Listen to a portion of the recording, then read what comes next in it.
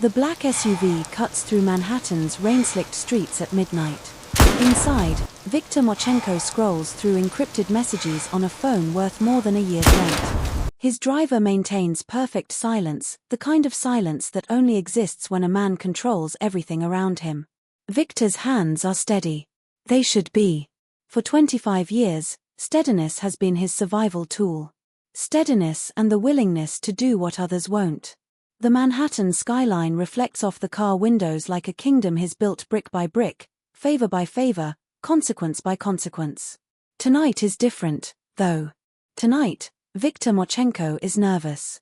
The woman waiting for him at the closed restaurant is Natasha Volkoff. Old money. Eastern European royalty with connections that rival his own.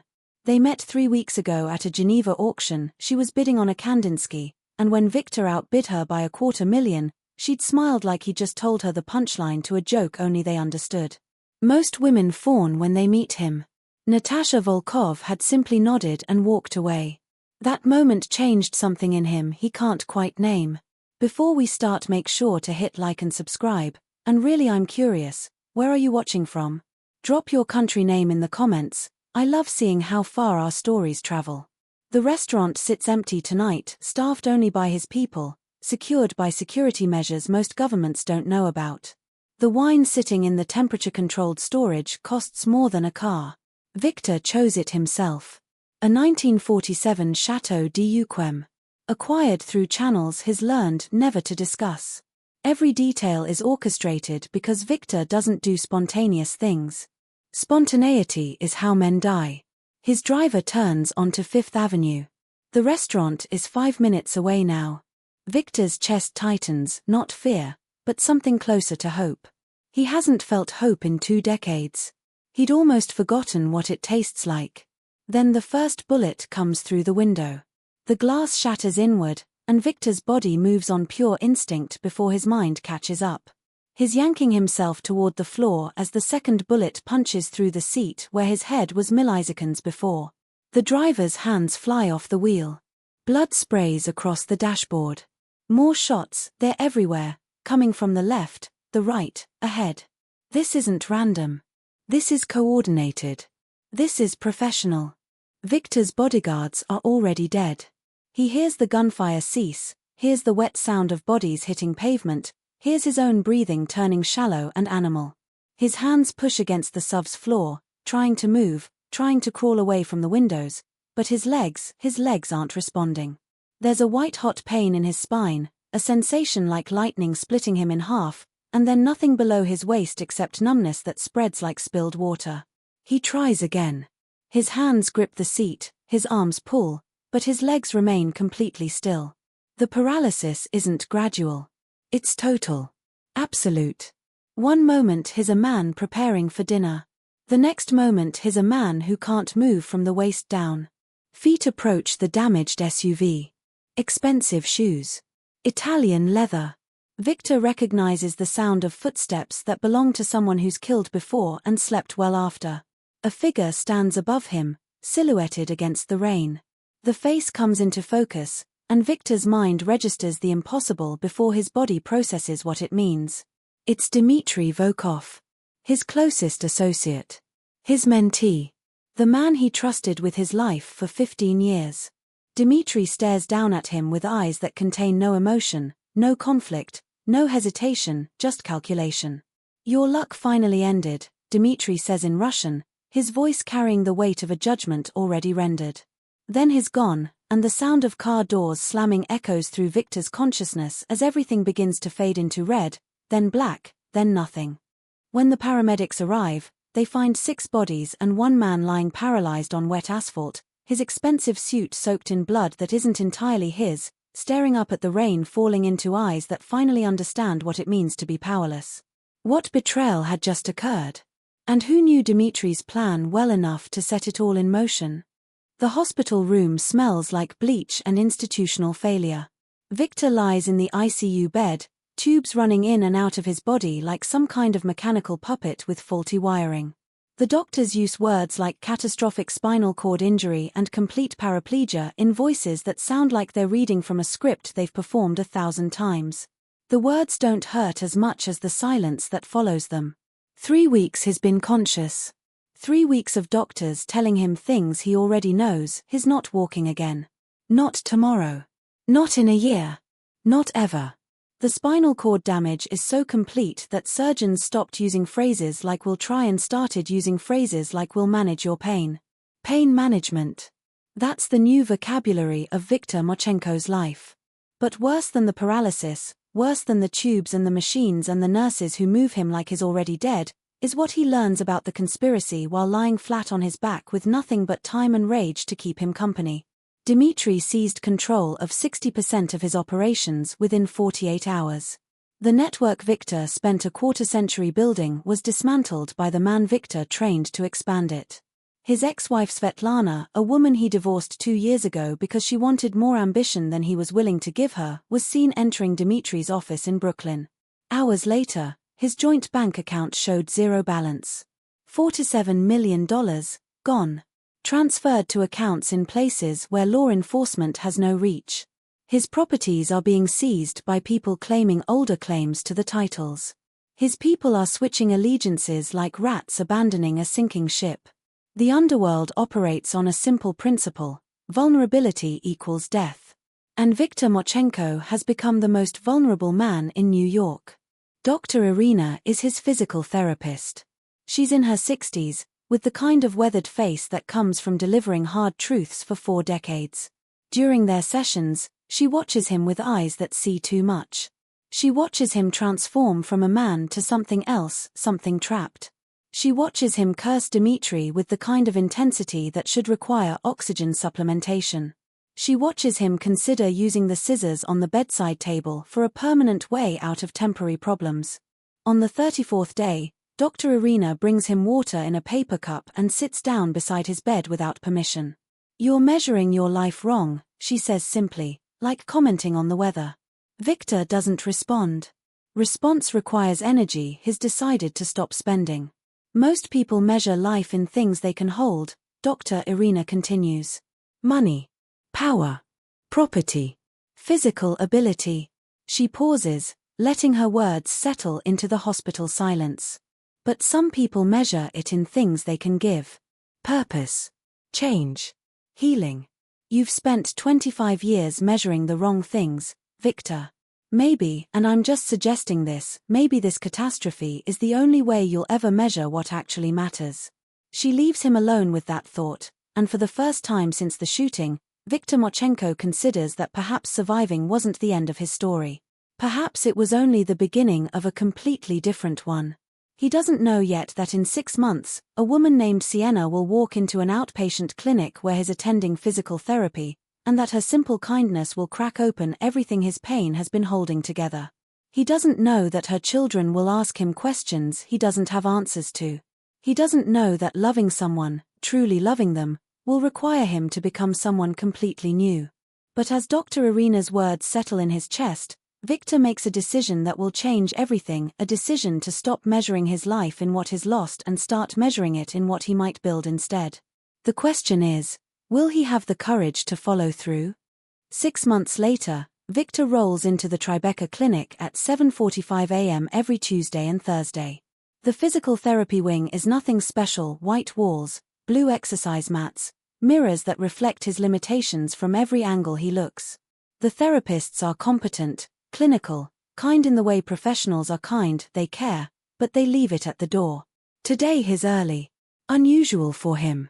On these mornings, the clinic is being cleaned before the regular staff arrives. That's when she appears, pushing a mop bucket that's larger than her, moving through the clinic like she owns it. Sienna doesn't see Viktor immediately. She's focused on the floor, on making each stroke count, on the kind of work that nobody notices when it's done right and everyone blames when it's done wrong. She's maybe 30, maybe younger, it's hard to tell when someone's carrying the weight of survival on their shoulders. Her hair is pulled back tight. Her clothes are practical. Her body moves with the efficiency of someone who's learned that wasted motion is wasted time she can't afford.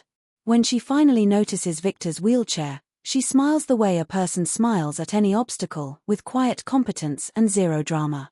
"Morning," she says, maneuvering the mop bucket around him like they've done this 100 times before. "I'll work around you. That's it. No pity. No extended stares. No comments about his legs or his chair or the invisible story written across his face." She just acknowledges his existence and continues her work like his paralysis is as ordinary as weather. For the first time in 6 months, Viktor feels something besides rage and loss. He feels seen. Over the next weeks, a pattern develops.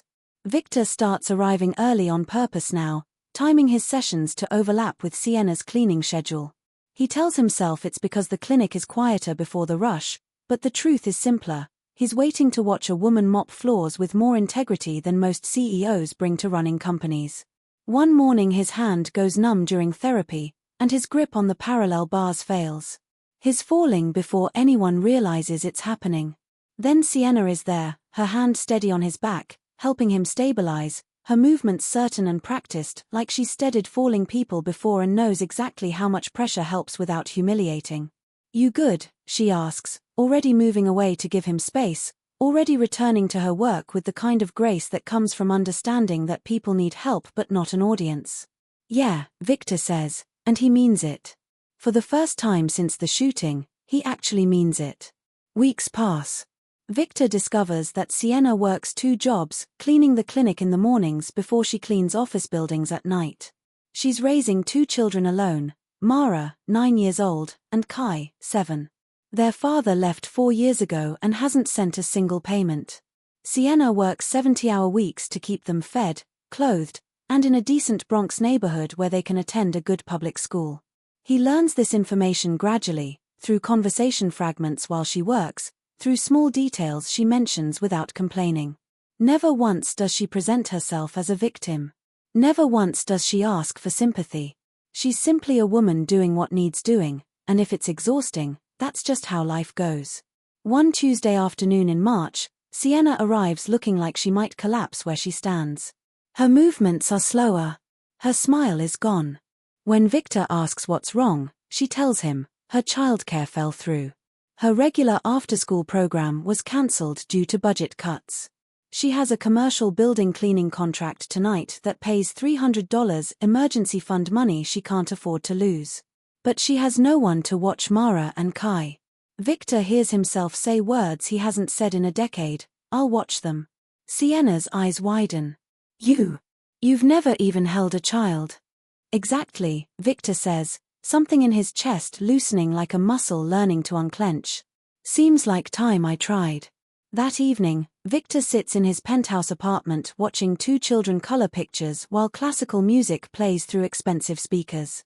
Mara sits closest to him, concentrating with the intensity of an artist who believes her work matters.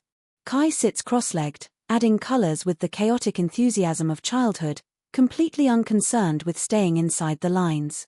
"Why do you use a wheelchair?" Mara asks without looking up from her drawing, the question posed like she's asking about the weather. Viktor considers lying. Instead, he tells her the truth. "I made bad choices. Very bad choices. And the world punished me for them."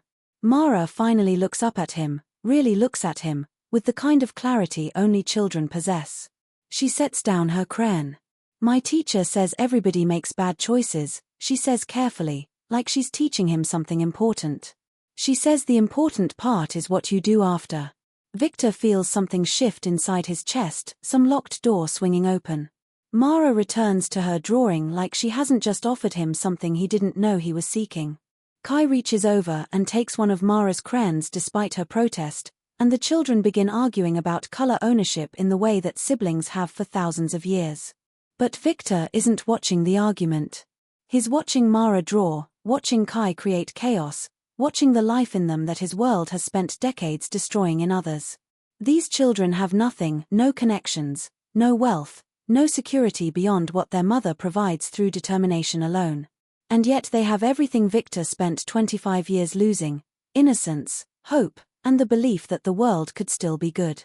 His paralysis suddenly feels less like a tragedy and more like an answer to a prayer he never knew he was praying. What Viktor doesn't know is that his salvation and Sienna's danger are about to arrive in the form of a ransom note that will force him to choose between the empire he's built and the family he's found. The routine with Sienna becomes Viktor's anchor. Tuesday and Thursday clinic sessions. Wednesday evenings watching Mara and Kai when Sienna's work schedule demands it. Conversations that last longer each time, Sienna mentioning her mother passed when she was 16, leaving her in foster care. Viktor mentions nothing about his past, letting the silence speak for the life he's deliberately moving away from. Spring becomes summer. The clinic sessions get harder, less about hope and more about acceptance, but Viktor keeps showing up because Sienna shows up, and somehow her presence transforms pain into purpose. Then one evening, Viktor receives a phone call that erases the peace he's been building. His driver speaks in coded language they've used for years. There's a situation. Translation: something catastrophic has happened. Viktor hangs up and waits. 20 minutes later, a courier arrives at his penthouse with a single envelope. No markings. No identification. Inside, a typed note on expensive paper. The message is short: your assets, your accounts, your remaining leverage. $200 million transferred to our account within 72 hours. Or Sienna Rodriguez and her children will be permanently ended. We know where she lives. We know where her children's school is located. We know everything about her. You have 3 days. The note isn't signed, but Viktor recognizes the handwriting in the word choices, the specific details about Sienna, the precision of the threat. Only one person knows enough about his life to construct this kind of pressure. Dmitri. For the first time since the shooting, Viktor understands what absolute powerlessness feels like. He can't walk to her apartment to protect her. He can't physically fight. His money, which he's spent his entire life accumulating as his primary tool, is being used against him. Every resource he built, every network he created, every connection he cultivated means nothing now because what Dmitri is threatening to take isn't money or property or power. Dmitri is threatening to take Sienna and her children. Viktor wheels himself to his office and stares at the encrypted communication systems on his desk. For 17 years, he's used these systems to coordinate operations across 3 continents. To move money that wasn't technically his. To arrange things that weren't officially supposed to happen. To speak to people in languages government agencies still can't decode. The question isn't whether Viktor can save Sienna and Kai and Mara. The question is whether he's willing to destroy himself completely in order to do it. He reaches for his phone to contact someone he hasn't spoken to in 8 years, a person who works for an agency that Viktor's empire has actively avoided. The call he's about to make will expose everything. His operations. His network. His crimes. His name will be officially entered into federal systems. The immunity he's purchased with carefully placed bribes will become useless. But Mara's voice echoes in his mind: the important part is what you do after. Viktor takes a breath and dials a number that will change everything. Who did Viktor call, and what did he set in motion with that single phone conversation? What price would he have to pay to save the only people who ever made him feel human? The Federal Bureau of Investigation has been investigating Dmitri Volkoff for 3 years. What Viktor doesn't know when he makes the call is that the FBI already had 3 separate investigations running. Organized crime, money laundering, trafficking. They were close to moving against Dmitri when Viktor's phone call arrived, offering them information they didn't know existed. The agent who takes Viktor's call is named Marcus Chen. He's been tracking organized crime in the Eastern European networks for a decade, and his voice carries the kind of controlled excitement that comes from a case suddenly becoming solvable. "I need documentation," Marcus says, his words clipped and professional. "Names. Dates. Account numbers. Everything." "I'll give you everything," Viktor says quietly. "But I need a guarantee. Sienna Rodriguez and her children get protection before the operation starts. Real protection. Federal protection. And they never know my involvement." There's silence on the line. Then Marcus says, "That's asking for a lot of faith from us, Mr. Marchenko. We don't know if you're a witness or a target or both." "Then let's make it simple," Viktor says. "I'm guilty of things that would take you 5 years to prosecute properly. You have me either way. The question is whether you want Dmitri Volkoff and his organization simultaneously, or whether you want just me." The calculation takes 17 seconds. Marcus comes back with one word: done. Over the next 72 hours, Viktor provides the FBI with documentation that includes bank account numbers, transaction histories, the names of corrupt officials in 3 different agencies, the locations of illegal operations across 4 states, and the specific evidence needed to connect Dmitri to 15 separate violent crimes. He also provides them with something more valuable: the complete operational handbook for how organized crime networks maintain themselves in modern America. The FBI gets an education in corruption from the man who perfected it. By hour 68, federal agents are positioned outside Sienna's apartment, watching from a distance. Her children's school has security details she doesn't notice. Her workplace receives surprise inspections that are actually protective surveillance. The invisible net closes around her and her children while she works and lives, completely unaware that she's being kept alive by the man who paralyzed himself falling in love with her. Then comes the moment when Viktor knows it's finished. Dmitri's warehouse outside Newark is surrounded. Federal agents approach from all angles. Inside, they find not just Dmitri, but also Svetlana, Viktor's ex-wife, and 7 other members of Dmitri's organization. In the basement, locked in a storage room, are 2 children and 1 woman who've been held for 8 hours. Sienna and Mara and Kai are found physically unharmed, traumatized, terrified, but alive. When Sienna finally emerges into sunlight, federal agents telling her she's safe now, her mind struggles to understand what's happening. Why were they taken? How were they found? Why does she feel like the answer to both questions is someone she knows but doesn't understand? Dmitri is arrested at the warehouse. Svetlana attempts to flee and is apprehended at an airport heading to Moscow. 7 other members of the organization are taken into custody simultaneously across the state. And Viktor Marchenko watches from his penthouse, tracking the news on his screen, understanding that in saving Sienna and her children, he's destroyed the empire he spent 25 years building. The federal case against Dmitri's organization is airtight. The evidence is overwhelming. The prosecutors know they have a conviction rate that's nearly impossible to lose. And they know that none of it exists without Viktor Marchenko's cooperation. Which means Viktor Marchenko has become a liability that even the FBI has to manage. The question nobody's asking yet is what price Viktor will have to pay for that cooperation. Will Viktor face prison time for his crimes, or has his cooperation bought him something more valuable? And how will Sienna ever learn the truth about the man she thought was simply a kind stranger watching her children? The courthouse steps swallow Viktor whole. Federal marshals flank him on both sides, their hands resting near their weapons in that casual way that makes it clear they're not worried about him running. He can't run.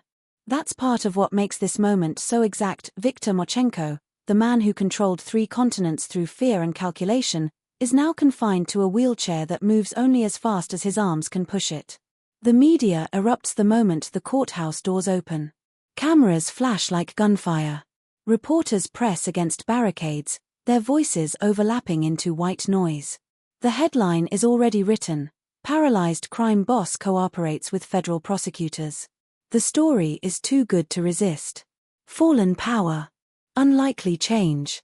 The criminal who turned against his own empire. Inside the courtroom, the judge is a woman named Patricia Holloway. She spent 30 years on the bench, and her face carries the kind of weathered understanding that comes from witnessing humanity's worst and best choices. She reviews the plea agreement Viktor's lawyers negotiated over the past 6 weeks, a deal that would normally result in 15 years in federal prison for someone with Viktor's body count. Mr. Marchenko, Judge Holloway says, her voice carrying to the back of the courtroom where Sienna sits, though she doesn't know she's sitting there.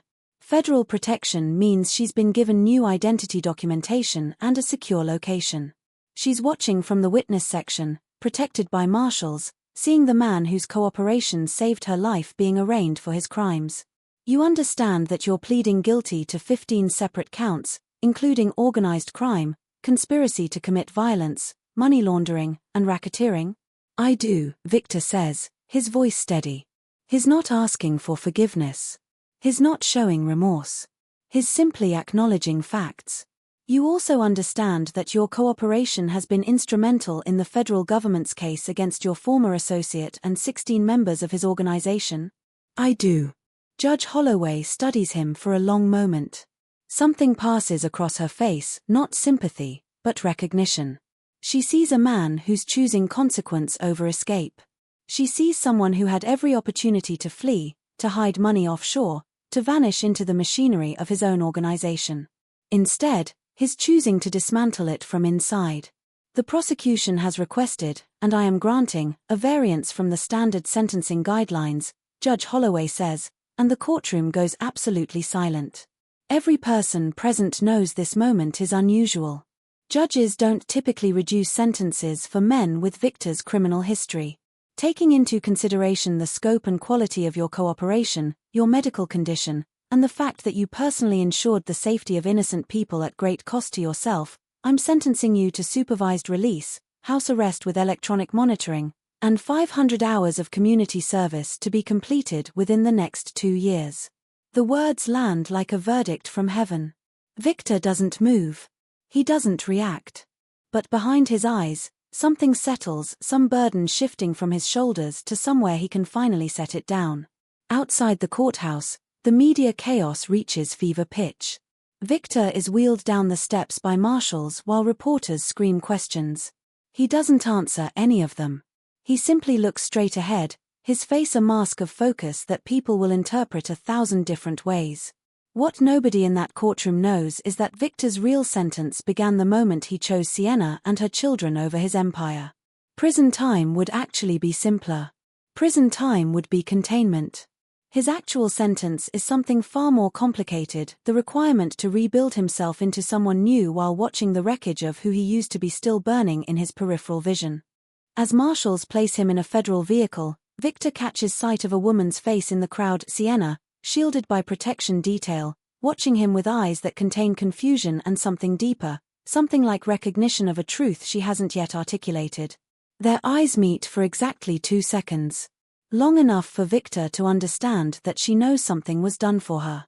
Not long enough for her to understand what it cost. Subscribe and turn on your notifications right now so you don't miss what happens next. This story is far from finished, and trust me, the transformation that comes next will challenge everything you believe about change and second chances. Drop your thoughts in the comments. I want to know, if you were in Viktor's position, would you make the same choice? The penthouse is Viktor's prison now. Not in the way prison means confinement, that's handled by the electronic monitor around his ankle that transmits his location to federal agents 24 hours a day.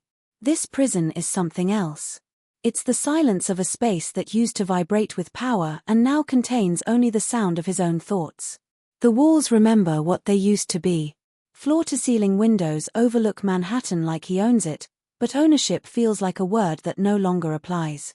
The original artwork that once represented his taste and his money now represents nothing except the man he was destroying himself to become.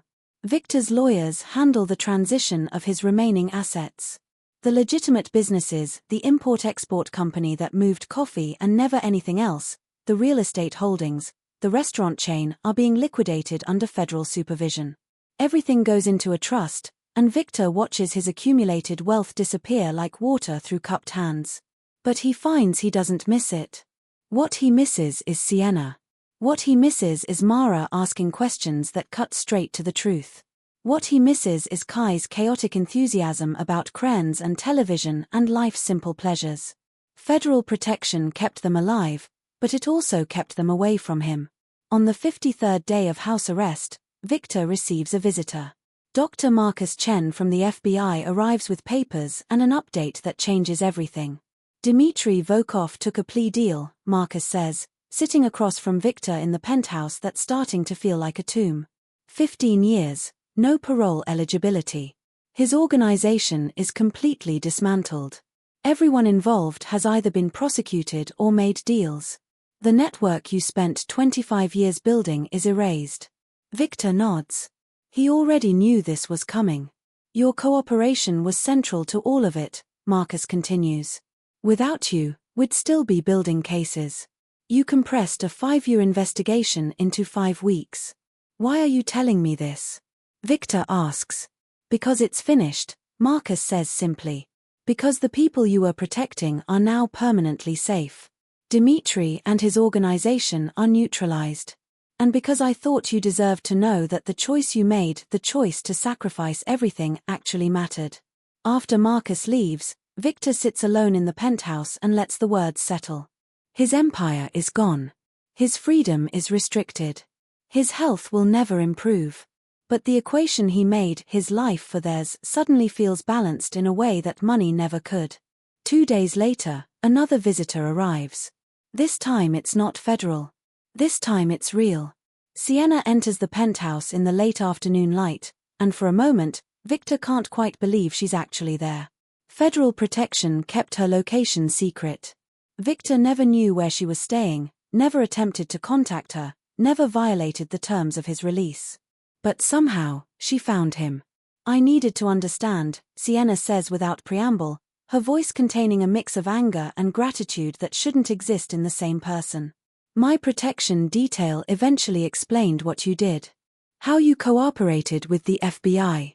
How you sacrificed your own freedom to keep my children safe. I need to know why. Viktor looks at her, really looks at her, and understands that the answer she wants requires him to be completely honest. Because you showed me who I could become, he says simply. Because Mara asked me what I was going to do after I made bad choices, and I realized the only answer that mattered was something done for someone else. Because you treated me like a human being when everyone else treated me like a legend or a monster, and that kindness showed me the difference. Sienna sits down across from him, and for a long time, she doesn't speak. Finally, she says, the protection detail is being extended another 6 months. But after that, we're being released from federal protection. We're going to start over, new names, new location, completely new life. We can't stay in New York. We can't maintain any connection to the person you were. Viktor nods. He understands. The price of his change includes losing even the possibility of knowing them fully. But, Sienna continues, and her voice changes to something softer, the protection agents said there are ways to stay in contact. Limited contact. Safe contact. If you wanted to. Viktor feels something shift in his chest, not hope, because he knows better than to demand happiness. Something more honest than hope. Something like the beginning of possibility. Turn on your notifications immediately because next scene reveals the transformation that changes everything. This is where Viktor's story becomes something bigger than crime and punishment. This is where real change actually gets defined. Comment below and tell me, do you believe people can truly change, or are they just managing their circumstances differently? 6 months have passed. Viktor's house arrest ends, but the electronic monitor stays a condition of his supervised release. 500 hours of community service is being completed through a foundation that Viktor himself is establishing. The paperwork is handled by lawyers, the details managed by administrators, but the vision comes directly from Viktor's understanding that the only thing separating him from the violence he committed is the choice to do something different with the rest of his life. The foundation is called Second Foundation. It operates in the Bronx, specifically in the neighborhoods where Sienna grew up, where Mara and Kai are attending school under new identities. The work is quiet and intentional. Providing resources to families experiencing poverty. Funding education programs. Creating job training for adults coming out of the criminal justice system. Offering mental health services to children who've experienced violence. Viktor never goes to the community centers himself.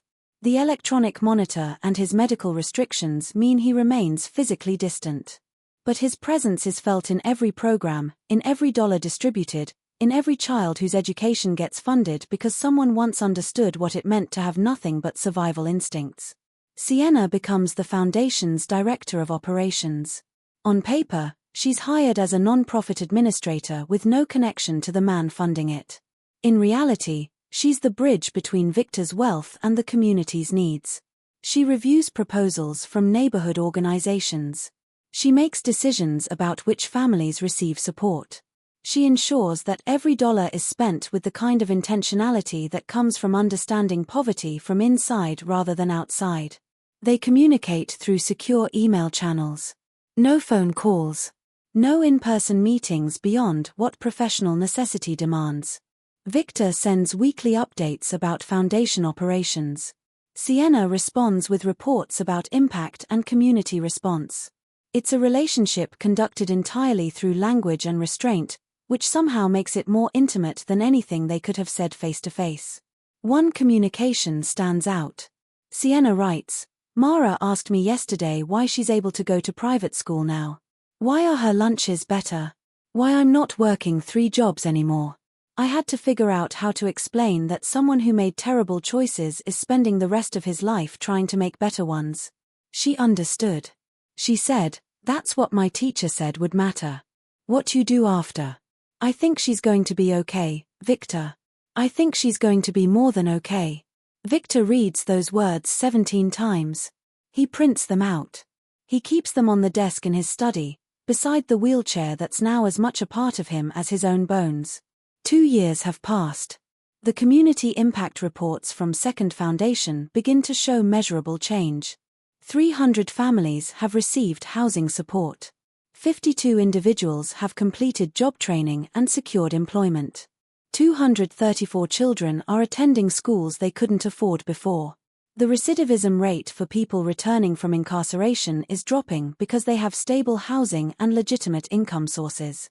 The foundation receives recognition from city officials, from non-profit organizations, from journalists who cover social impact stories. But Viktor's name is never mentioned. The public face of Second Foundation is Sienna, and she deserves that recognition. She's the one doing the actual work. He's simply funding the... Mara is 16 years old now. She attends one of the best public schools in New York City under a name that isn't hers. She has straight A's, plays violin, has applied to Yale and Stanford and MIT. She's thriving in every way that the human experience makes space for thriving. She doesn't know who Viktor Marchenko is. She knows that her life changed when she was 9 years old, that her mother suddenly didn't have to work 3 jobs, that she got to be a kid instead of worrying about whether they'd have rent money. She knows there's a foundation funding her education, but she doesn't connect the foundation to the man she met once in a wheelchair, the man who watched her color pictures in a penthouse apartment that seemed to exist in a different universe. Kai is 14. He's built like their father but carries the optimism their father abandoned. He plays basketball for his school. He wants to study engineering. He's the kind of kid who makes people believe in the future. Both of them know the truth now. Not the full truth, they're too young to understand the complete scope of Viktor's crimes. But they know enough, that a man they once knew is spending his life trying to balance a scale that might never actually balance, and that their mother chose to help him do it. Sienna, now officially employed as a non-profit executive with a real salary and benefits, sits in her modest but comfortable apartment with her children and makes a decision. She sends an email to Viktor with a single attachment, a high school acceptance letter to MIT. Mara's letter. Full scholarship plus living stipend covered by a program that Second Foundation funded years ago when Mara was 9 and the future seemed impossible. Viktor reads that email and understands that the equation he's been working toward has finally been solved. Not because his debt is paid, his debt can never actually be paid, but because the mathematics of consequence and choice have produced something real. A child who was on the edge of poverty is now going to MIT. A family that was falling is now climbing. A woman who had nothing is now building something real. He writes back to Sienna, "I don't know if this constitutes change or just consequence management disguised as growth. But I know I'm grateful. To you. To Mara. To Kai. To the person I'm becoming because of them." Sienna's response comes within hours. It's neither change nor consequence management. It's just life. It's what happens when someone decides that the metrics they've been measuring themselves by are wrong, and they choose different ones. You measured yourself in power for 25 years. You're measuring yourself in impact now. That's not change, that's education. Viktor sits in his study, his legs still paralyzed, his freedom still restricted by conditions of his release, his body still confined to a wheelchair that he's stopped seeing as a limitation and started seeing as simply part of who he is. And he understands something that took him 3 decades to learn. Power was never the point. Control was never the goal. The thing he was actually searching for through all the crime and all the dominance and all the money was exactly what he found the moment he decided to stop searching, a reason to exist that was bigger than himself. The foundation continues expanding. Additional branches open in different neighborhoods. Sienna oversees all of it, turning Viktor's money into real help that requires real work to distribute effectively. They still haven't met. They still communicate through professional channels. They've learned that the deepest connection can exist in restraint and distance, and the kind of love that doesn't demand anything except that the other person becomes who they're meant to be. Years pass. Viktor ages. His health remains stable, then begins declining in the way all bodies decline eventually. Paralysis becomes part of a much larger conversation about mortality. The man who spent his life attempting to control everything discovers that control is ultimately an illusion that only convinces you until the moment it stops working. He doesn't fear death. That might be the biggest transformation of all. If you haven't already subscribed to this channel, do it now because the next scene contains the final truth that ties everything together. Share this story with someone who believes their past defines their future. Comment below. What would you be willing to sacrifice if it meant saving someone else's? The apartment is quiet now in the way apartments become quiet when the noise that used to define them finally settles into rest. Viktor Marchenko sits by the window overlooking Manhattan, a view he paid millions for and now views as simply light coming through glass. His lawyer sits across from him, holding papers that represent the final disbursement of his remaining personal assets. Everything goes to the second foundation. Everything except for a single item. It's a letter. Not typed, but handwritten in Viktor's own shaking script. The handwriting of a man whose body is failing in multiple ways but whose mind remains clear. The letter is addressed to Mara. In the letter, Viktor writes what he's never been able to say face to face. You asked me once why I use a wheelchair. I told you I made bad choices and the world punished me. That's true, but it's not the whole truth.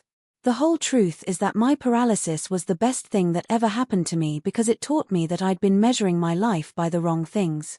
You're smarter than I was at 16. You're kinder than I was at 40. You're going to do things that matter in ways I can only fund but never actually accomplish. That's a privilege to witness, even from a distance. Viktor leaves the letter with his lawyer with instructions to deliver it when Mara turns 18. He leaves another letter for Kai. And a final letter for Sienna that contains only 3 words, "Thank you for everything." The news comes quietly.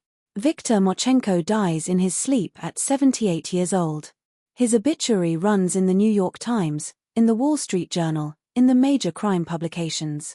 Former organized crime boss dies, spent later years building community foundation. The articles describe his cooperation with the FBI, his transformation, his decades of philanthropy. They describe a man who somehow managed to balance an impossible equation and arrive at something that looked like peace. But the real obituary, the one that matters, appears in the Bronx Community Journal. It runs under the headline "Visionary philanthropist Viktor Marchenko, founder of Second Foundation, dies at 78." The article focuses not on his crimes but on his impact. 3,000 families have been supported through his foundation. 50% of youth from disadvantaged neighborhoods who've accessed Second Foundation programs have gone on to higher education. The recidivism rate in surrounding areas has dropped by 40% because people have actual alternatives to violence. The foundation doesn't close. It expands. Sienna becomes its permanent executive director, a position she holds until her own retirement decades later. The work continues. The mission persists. The simple idea that change might not mean erasing your past but rather spending your future building something better than what you destroyed. Mara receives Viktor's letter on her 18th birthday. She reads it in private, then shows it to her brother. They sit together with their mother and finally understand the complete story, the story that began with a man choosing between his empire and saving their lives. The story that revealed that real power isn't in control but in sacrifice. The story that proves people can change, not by becoming completely different, but by measuring their lives by different metrics. Mara carries the letter with her to MIT. She carries it through her career. She becomes a social policy advocate, specifically focused on breaking cycles of generational poverty, work that Viktor Marchenko funded but never lived to see fully accomplished. She writes about Second Foundation in her doctoral dissertation. She builds on Viktor's work in ways that would have humbled him. Kai becomes an engineer like he dreamed. He designs affordable housing systems. He consults on infrastructure development in underserved communities. He carries his gratitude quietly, the way people carry the weight of gifts they can never fully repay. And Sienna, who started as a cleaner in a physical therapy clinic, becomes a leading voice in non-profit management and community development. She's invited to speak at conferences. She publishes. She teaches. She builds on the foundation that Viktor Marchenko funded, turning blood money into something that actually heals. The final truth isn't complicated. People can change. Not through magic or redemption's grace, but through a simple, difficult process of deciding that the metrics they've been using to measure their life are wrong, and then spending the rest of their existence measuring differently. Viktor never walked again. That remained true from the moment the bullets came through the car window until his final breath decades later. But he learned to stand for something other than himself. And in the end, that was the only change that ever actually mattered. This is the story that matters. Not the crime. Not the power. Not the money. This is the story of someone realizing that all of it was measuring the wrong things, and then deciding to measure something real. Subscribe to this channel because there are more stories like this, stories about people choosing differently, about change that's real because it's built on sacrifice, about transformation that happens not because we become someone else but because we finally decide what we want to stand for. Comment below and tell me, what would you be willing to sacrifice for someone else's future? And share this story with someone who believes their past mistakes are their permanent identity. They might be measuring their life by the wrong things too. Thank you for watching. Thank you for listening. Thank you for understanding that some stories matter not because they end well, but because they reveal the truth about what matters in the first place.